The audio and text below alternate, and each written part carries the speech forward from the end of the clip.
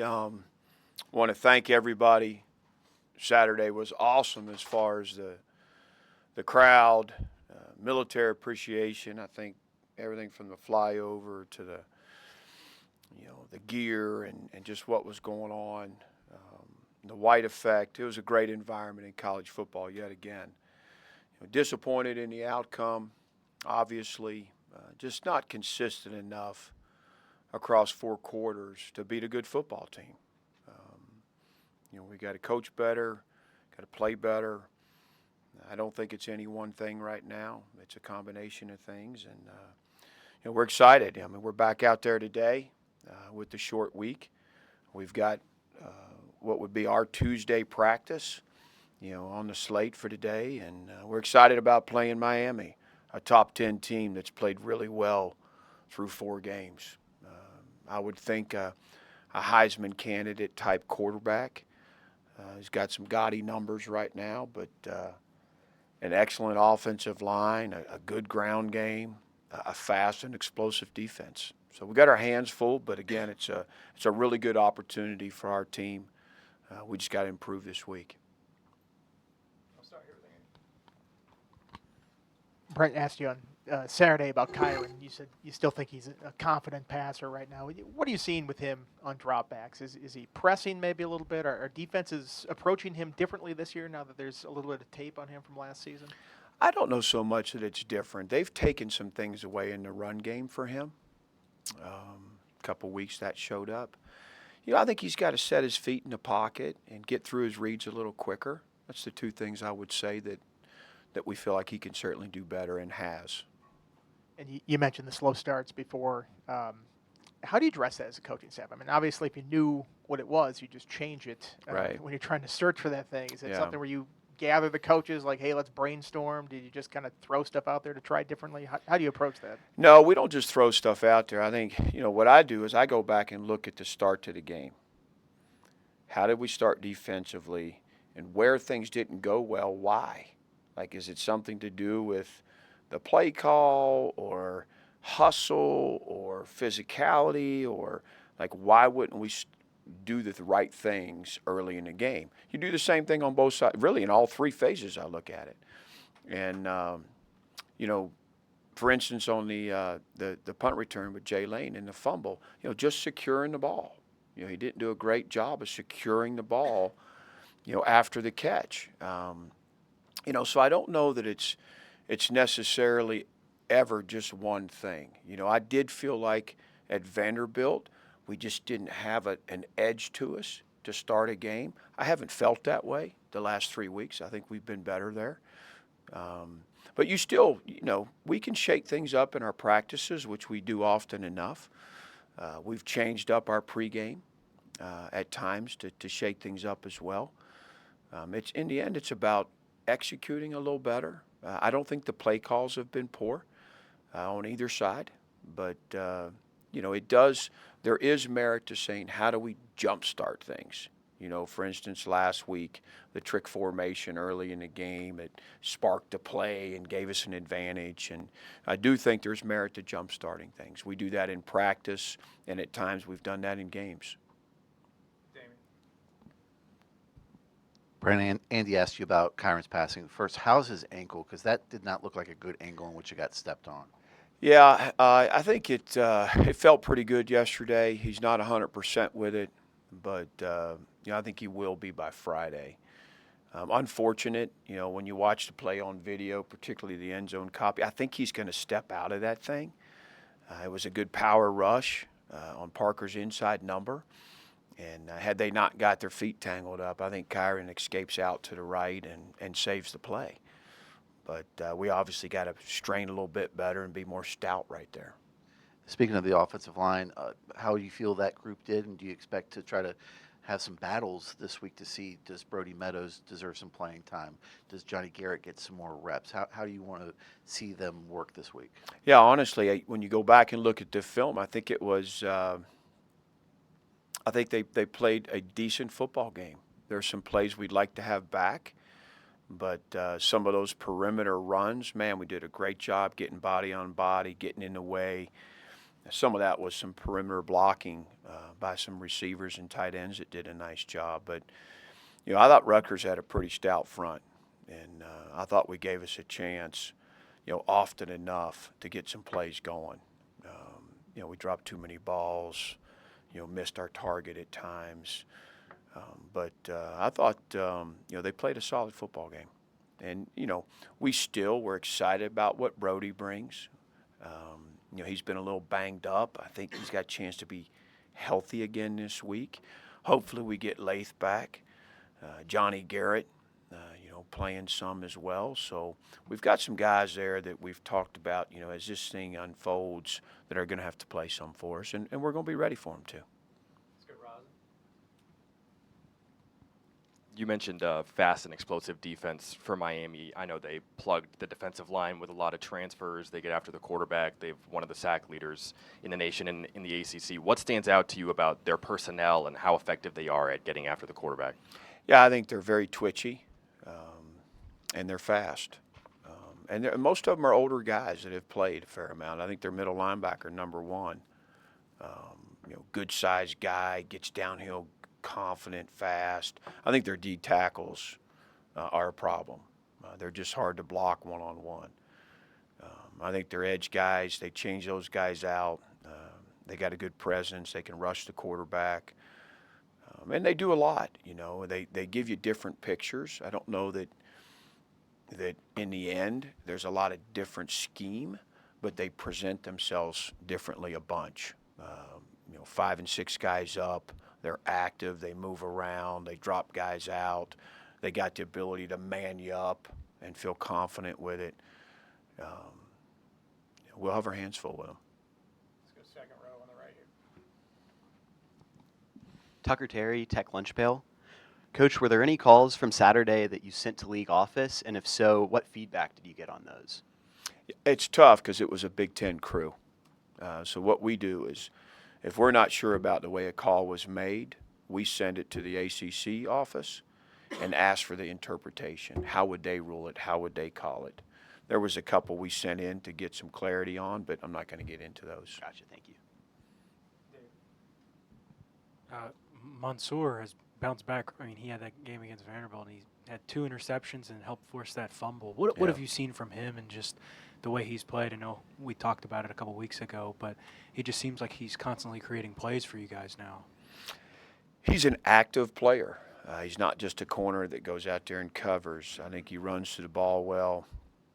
He's got a physical presence to him that complements his game. And, I think he's, he was very disappointed in that first ball game. And I think the bounce back is a testament to the type of young man he is. It was important for him to work harder, invest more, and play better for us and for him. And he's done that, and he's got to continue to do it. He's one of those guys that we have to count on week in and week out. You talked a little bit about the Miami quarterback. What do you feel like is, what makes this Miami offense, I guess, in your eyes, and what's going to be the key to trying to slow it down and containing the quarterback? Yeah, we have to be able to get them off schedule. He's really good when he can take the ball and take his time and read the secondary. He's smart. They give him a lot at the line of scrimmage from a protection standpoint, play call standpoint. He's got a quick release. He's got an impressive arm, very accurate. He's got a good group of supporting cast. One of the better O-lines protecting him. And,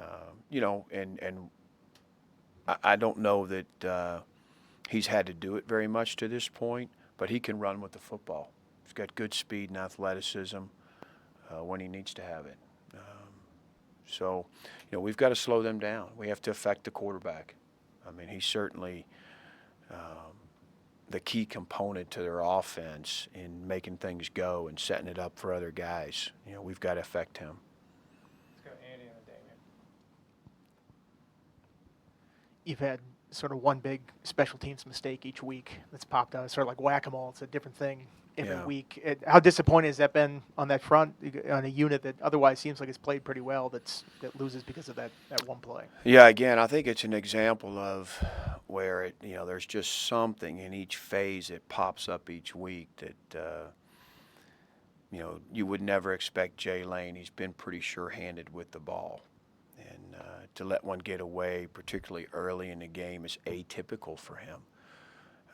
You go back and you say, do you do enough ball security? Do you do enough interaction with returners as they're catching balls? You make sure you're doing all those things.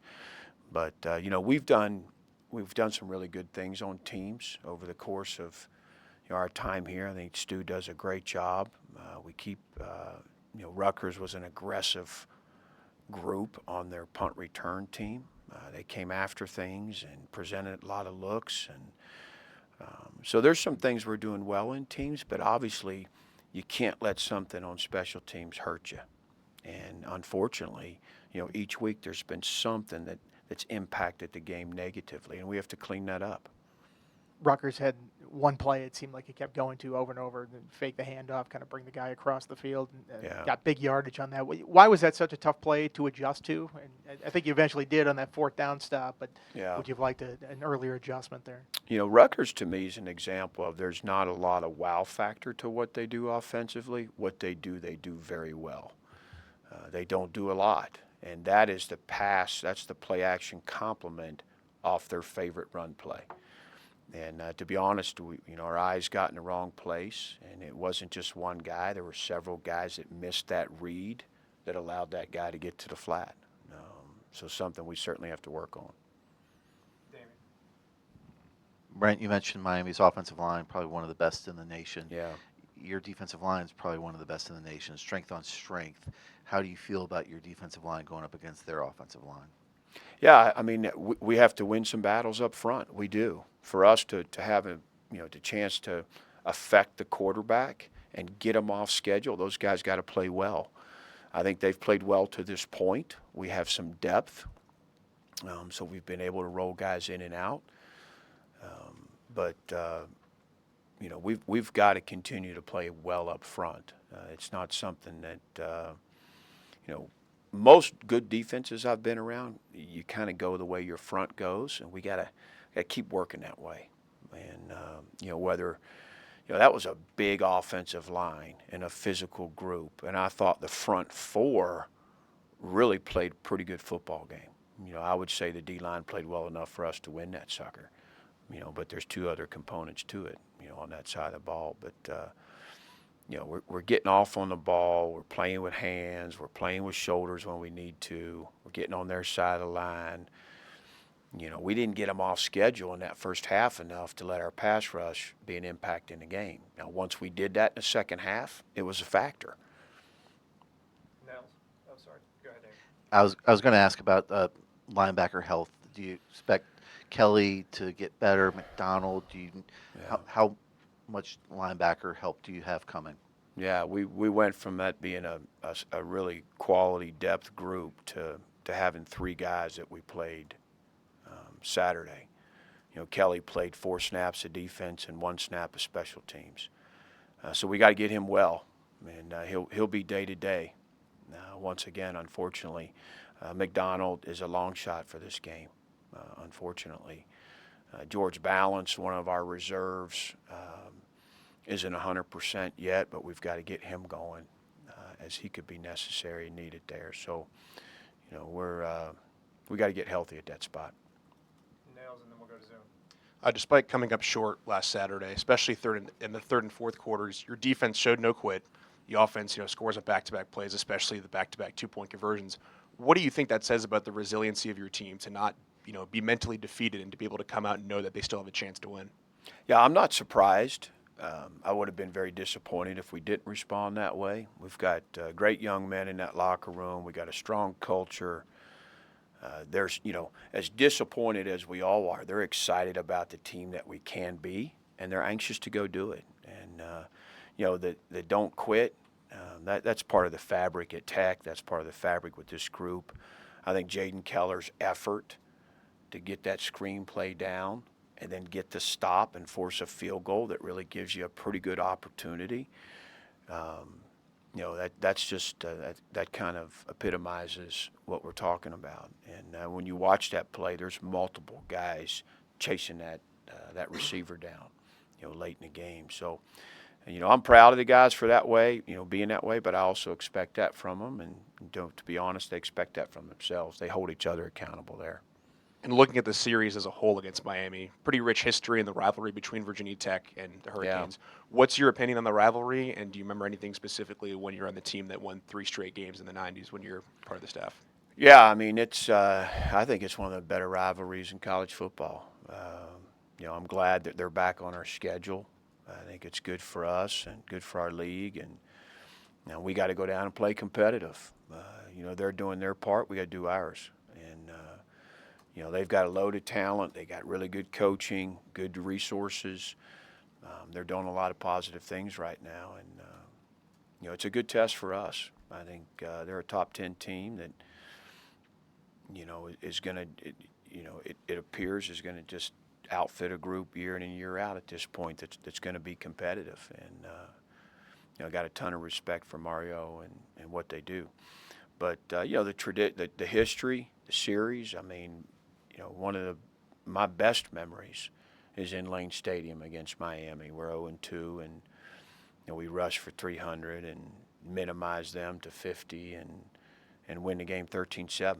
And that was Sugar Bowl year, of course. And so it's a storied program to me, much like Virginia Tech. Maybe doesn't go way back, but a lot of great games. I mean, we've got guys on our staff that were part of some real memorable moments.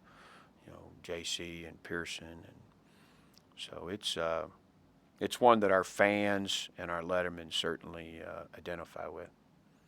Let's go to Zoom for a couple. On Zoom, please use the raise hand feature to ask questions for Coach Pry.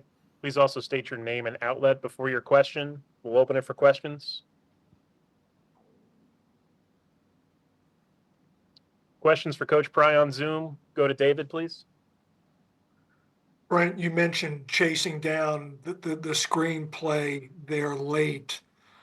What happened that sprung it? Was that just a case of Rutgers making a play, or was there a breakdown on your part? No, there wasn't a breakdown. They caught us in a man-free pressure, and so we're limited in numbers out there. And had the wideout stayed inside, I think we were in pretty good shape. He made a nice adjustment to cut it back out. That's not really the design of the play. And their linemen did a good job getting out in space and causing a little interference. But it was a good play on their part more than anything. And you mentioned also the necessity to get Miami off schedule. They lead the nation in third down conversions at over 64%. Has no one else gotten them off schedule? Are they always looking at 3rd and 3, or have they also been converting 3rd and long? Yeah, no, it's been more so manageable third downs, David, but also, this quarterback has the ability. He's had a couple of long yardage deals, and he's thrown some really nice balls to some talented guys. We'll be challenged in coverage with their wideout group and with his arm. Whether it's 3rd and 5 or 3rd and 10, he gives them a chance, to put one in there. So, we got to affect the decision maker to give. Let's get him off a little bit. Let's see if we can rattle him a little bit. To give us a chance to merit some third down wins. Go to Steve next, please. Steve Hemphill, Virginian pilot. Brent, you said during camp that you would need some younger players to develop and create some depth at certain positions. What's your assessment of that goal right now, and what units have you seen the most progress there? Yeah, I think it's still a ongoing process for us. We've got some guys that we're trusting more and more. Whether it's Thomas Williams, whether it's Quentin Reddish, guys that are kind of sneaking into some playing time. And that's it's a long season. and we've got to keep developing those guys. And there's a handful of them right now that we've got penciled in some areas on special teams, whether it's this week or the following week, or that we're going to look to. So I think it's coming. It's maybe not coming, with the injuries we've had at linebacker and safety. You wish, we were a little further along there from a depth standpoint. But I like the first and second year players in the program, and I'm excited about them moving forward. Aiden Green, Caleb Woodson, Mose Phillips. I can go on and on there. Johnny Garrett, some guys that are gaining some experience right now, valuable experience.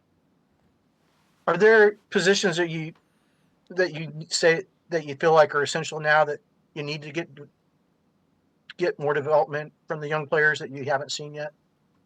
Yeah, I mean, we're anxious for Thomas Williams to continue to get better, to supply some additional snaps behind Dorian. I think Dante's doing that for Mansour right now. Quentin Reddish is a guy that we're asking to learn both field and boundary safety. So there's a lot on him. We've got a couple guys there. Cam Fleming got work at will linebacker last week from just a necessity standpoint. Braylon Johnson is a guy that is on the fence with a red shirt or not. But all those guys, Gabe Williams, Josh Clark, they all have 4 games to play. Chance Wiggins, Keelan Adams. So we're looking at where do we do that? A couple other second-year guys that are helping us on teams right now, Asen Stevens, Jason Abbey. Those 2 guys are getting some experience on special teams, and I'm excited about both those guys. Thanks.